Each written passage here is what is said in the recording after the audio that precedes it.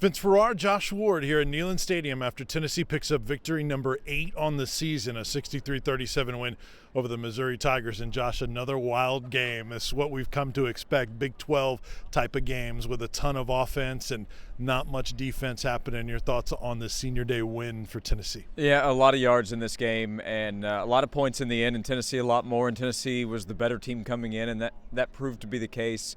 Tennessee's defense, I don't know that it's going to get much better at this point. It had some issues earlier in the season. It has personnel issues now, and teams have figured out they can run on Tennessee. Now, I thought Missouri probably should have run the football more, but Tennessee also made some plays on defense. Mike Abernathy's interception to start the second half was big. Jonathan Kongbo, pick six late, blows the score up a little bit more.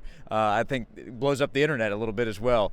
But Tennessee's defense has issues. Tennessee's offense, though, has a lot of things going right. Another game for Josh Dobbs on senior day. Final time he gets to perform at Neyland Stadium. Another game where he accounts for 5 total touchdowns. He's done it a number of times this year. Great way to go out. Butch Jones in the postgame saying he could run for president. He's really meant a lot to this program. Showed out in his final game big time. Yeah, Josh Dobbs has meant a lot to Tennessee. And think about him signing with Tennessee in 2013. That's Butch Jones' first class that he's signing. So Josh Dobbs came in with Butch Jones really at Tennessee, and Josh's first start was against Missouri on the road, and that went very poorly for Tennessee. That's a Missouri team that won the East.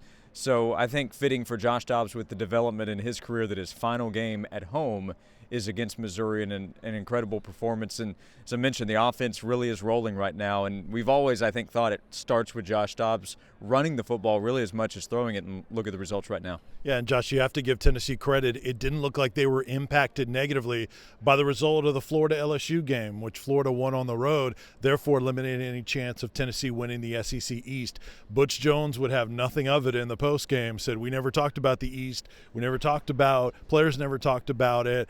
I don't know if I buy that, but still, it's got to be disappointing for them to not be able to win the East when they had finally the year that they beat the Florida Gators.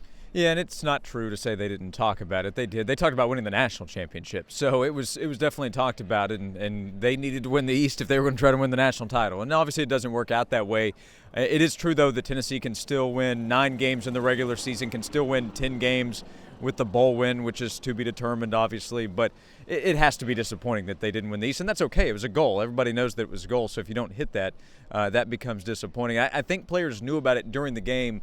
Brett Kendrick said he looked up and realized they hadn't been announcing the score, and realized that probably meant that something had gone wrong. And I think some other guys knew on the sideline as well. Yeah, Josh Malone did admit to he found out in the third quarter. Another guy said we didn't find out till after the game. But still, you got to give Tennessee credit for finishing out the game. And a lot of interesting things to talk about. We will do so throughout the week on Sports Radio, WNML, Doc, Jeff, and Heather, Josh and Will on Sports 180, New Sentinel Sports page from 10 a.m. to noon, and, of course, Sports Talk with John and Jimmy. One more game, Vanderbilt will have good – depending on what happens with Ole Miss, could have a lot to play for with a bowl game, but they'd love to get a win against Tennessee. Those have been few and far between in their history. Yeah, no matter Vanderbilt's situation and its season, always would love to spoil Tennessee's season. So a lot of mid-state guys, a lot of in-state players that would like to go back and get a win, finish strong against Vanderbilt, and Vanderbilt would love to ruin the ending of Tennessee's season. So still something there for Tennessee, good or bad, depending on how the game ends, and that would affect the recruiting trail. So an important game still coming up for Tennessee, even though Tennessee can't win the East. And Derek Barnett with the sack tonight, one away from Reggie White's all-time sack record. Maybe he does it in his hometown of Nashville. That'll do it here from Neyland Stadium. Tennessee gets the win over Missouri, 63-37 here at Neyland Stadium. An 8-3 record for Tennessee going into the regular season finale at Vanderbilt. Thanks to Blake, Josh, I'm Vince Ferrara. Thanks so much for joining us here on Sports Radio WNML.